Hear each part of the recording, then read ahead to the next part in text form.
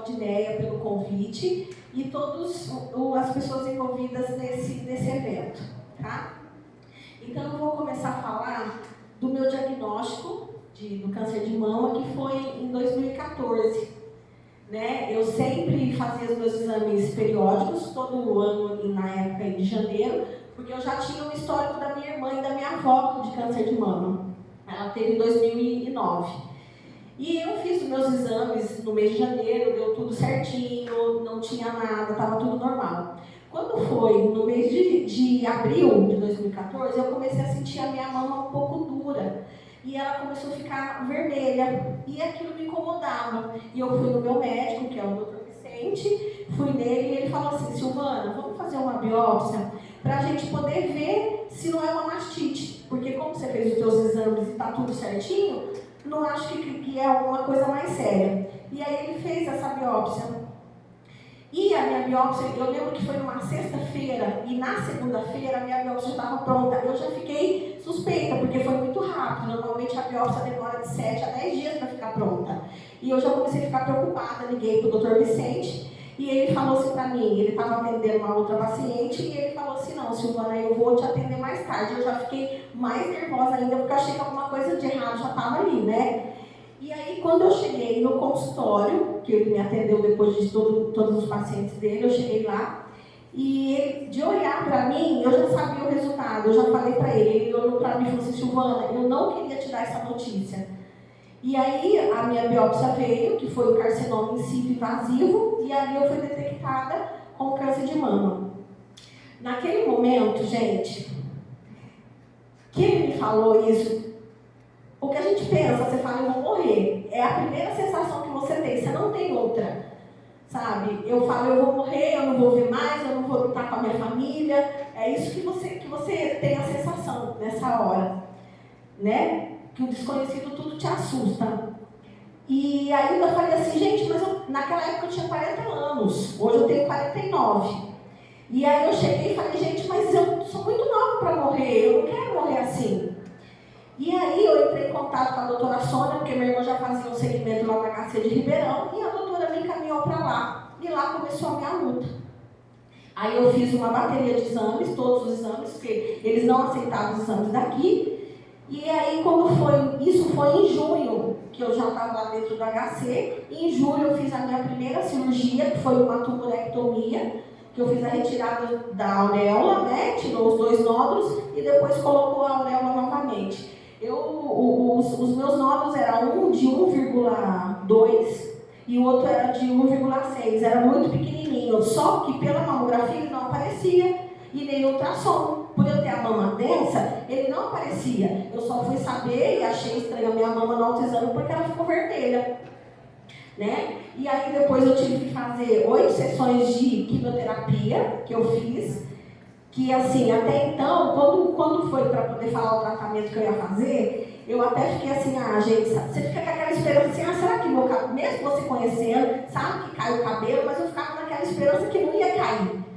Depois de 16 dias para poder fazer a quimioterapia, eu lembro quando eu cheguei na quimioterapia, eu parecia aqueles bichinhos acuados, sabe, com muito medo, porque eu não sabia o que eu ia enfrentar, como que o meu organismo ia reagir.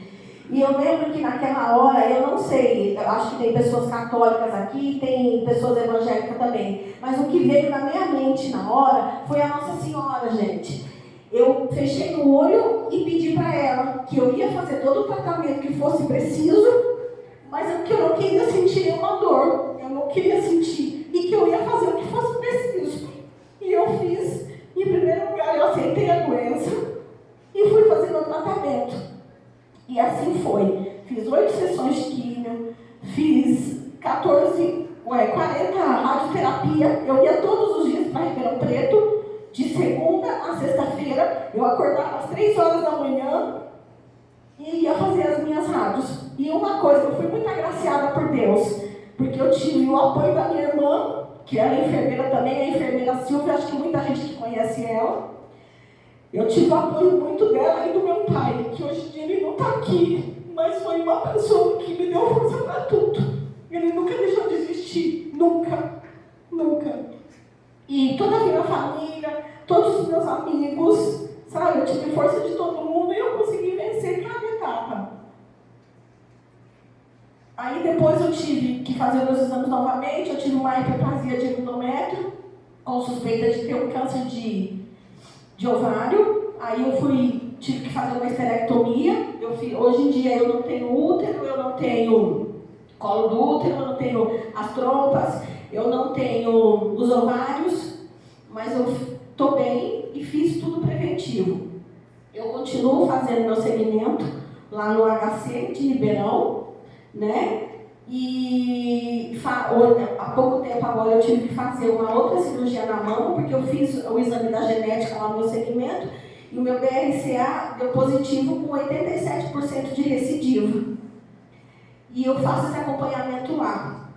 Em julho eu fiz uma outra cirurgia para poder fazer um enxerto na mama, que ficou um pouco defeituosa por causa de uma infecção grande que eu tive, e para poder ajustar a outra mama. E agora em dezembro eu vou fazer novos exames, né? E eu vou fazer a retirada dessas duas mamas minhas para colocar a prótese, né? Então, gente, o que eu quero passar para vocês? Falar que é fácil, não. Mas quando a gente tem Deus, quando a gente tem a família da gente, como a gente tem os amigos da gente, a gente consegue passar de uma forma mais tranquila. E a gente consegue viver bem. E uma coisa que Deus nunca me tirou, quem acompanhou, muita gente aqui acompanhou junto comigo essa fase, Deus nunca me tirou o sorriso. Nunca. Todas as vezes que eu encontrava alguém, ou que eu vinha aqui na Santa Casa, ou que eu conhecia alguém, eu sempre estava sorrindo. E isso foi uma coisa muito importante, sabe?